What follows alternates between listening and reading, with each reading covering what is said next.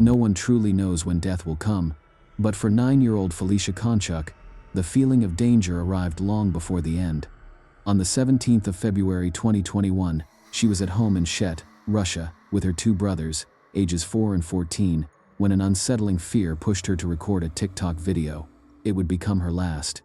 Their father had briefly left to run an errand, leaving the children alone. У нас там сосед, он пьяный, он, стучится на дверь, всю ломает нафиг. Он уже несколько минут здесь стоит, стучится, орёт, матерится. Я просто мне страшно. Not long after, a neighbor, 2-year-old Vasil Dunitz, began pounding on their door. Felicia started filming, her small voice narrating the disturbing events as they unfolded. She explained that Dunitz had been knocking for nearly an hour. Behind her, her younger brother hid in fear while the banging grew louder, more frantic.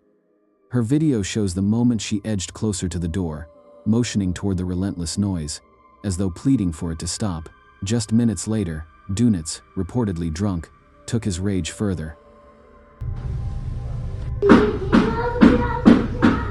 He raised his hunting rifle, aimed at the door, and fired.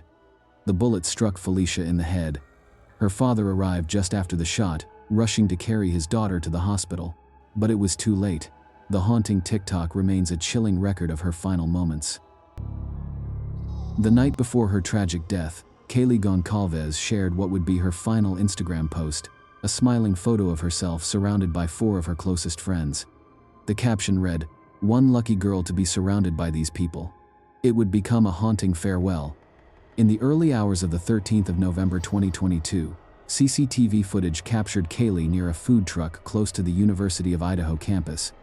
It was 1:30 a.m., and she appeared full of life, dressed in a white hoodie, laughing and radiating energy. Beside her was one of her best friends, Madison Mogan, wearing a black jacket.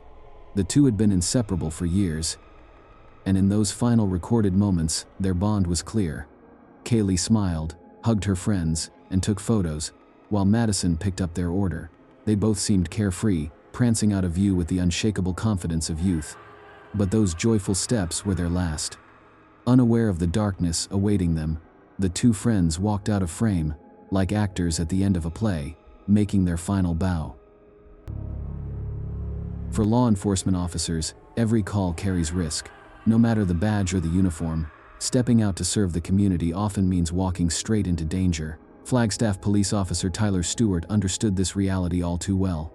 On the afternoon of the 27th of December 2014, he responded to a domestic violence call in the 800 block of West Clay Avenue.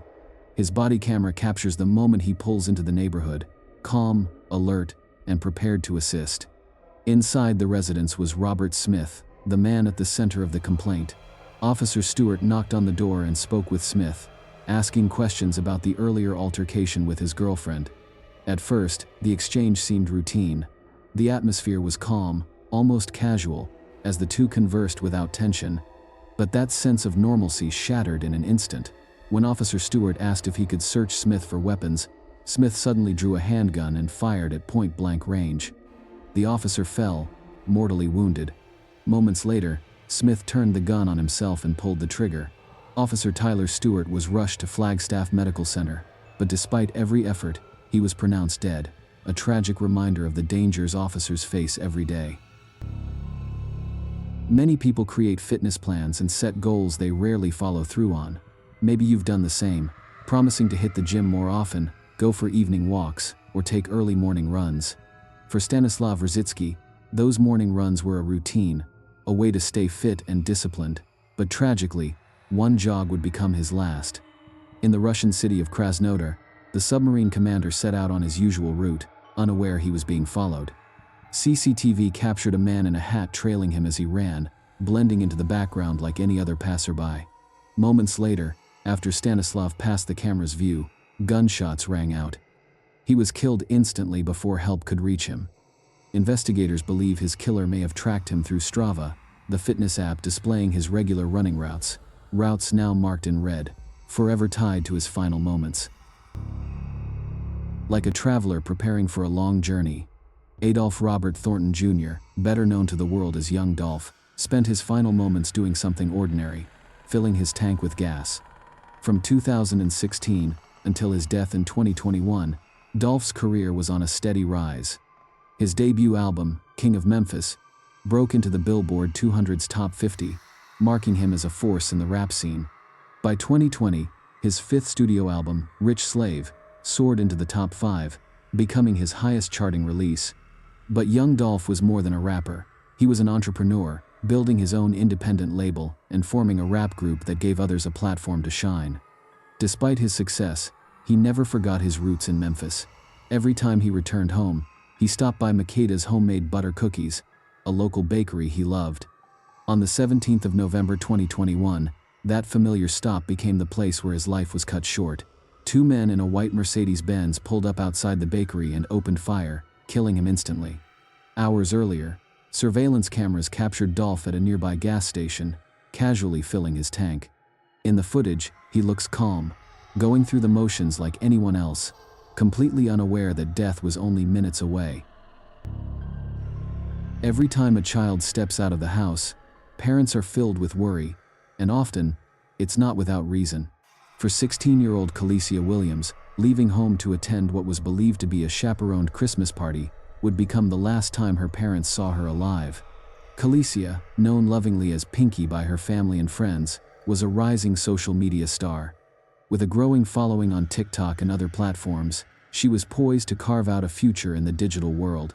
So, when her friend Infinity invited her to a holiday party, Khaleesi was excited. Her parents were hesitant, but their fears were eased after a call from Infinity's mother, who promised she would be there to supervise. That reassurance would later prove hollow. The last footage of Khaleesi alive came from TikTok itself.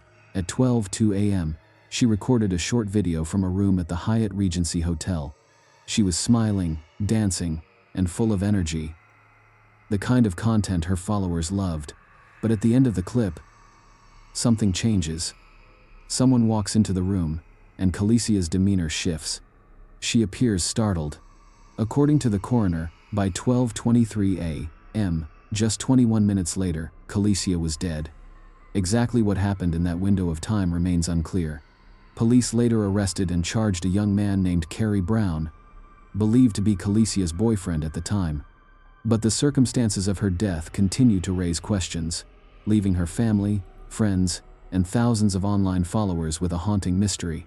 What really happened to Pinky that night? The world can be an unforgiving place. You live among people, exchange greetings, share hallways, yet rarely know the depth of their anger or how quickly an ordinary dispute can spiral into tragedy. For one Brooklyn family, a day that began with frustration ended in devastating violence, all within a matter of seconds.